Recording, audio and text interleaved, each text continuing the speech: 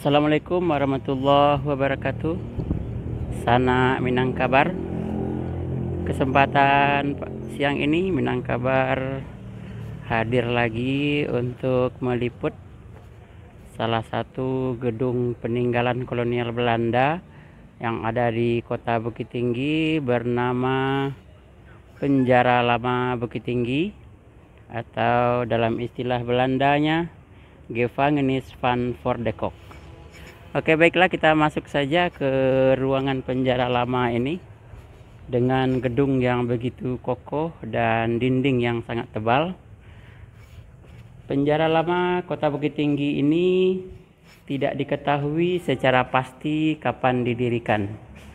Namun tercatat bahwa pada tahun 1840 telah ada penjara di Kota Bukit Tinggi dalam kondisi yang masih sangat sederhana atau dalam bentuk bangunan yang masih minim.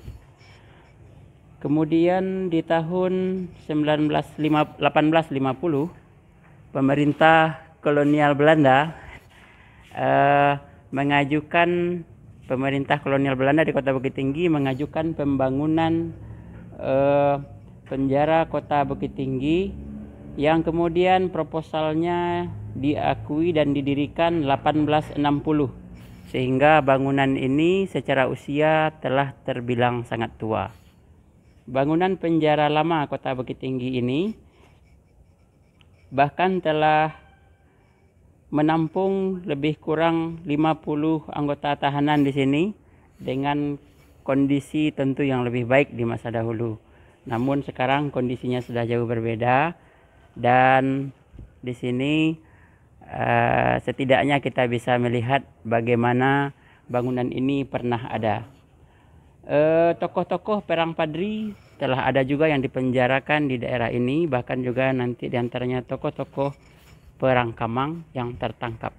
Dan yang kenamaan yaitu film Simidun, Sengsara Membawa Nikmat, yang juga memanfaatkan penjara ini sebagai tempat salah satu adegan syuting ketika Simidun ditangkap oleh Belanda.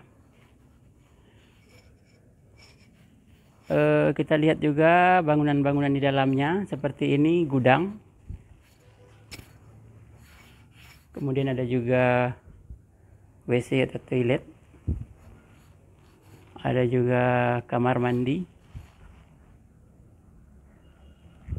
Kemudian ada juga nampaknya ini ditanami dengan tanaman produktif berupa sayur-sayuran dan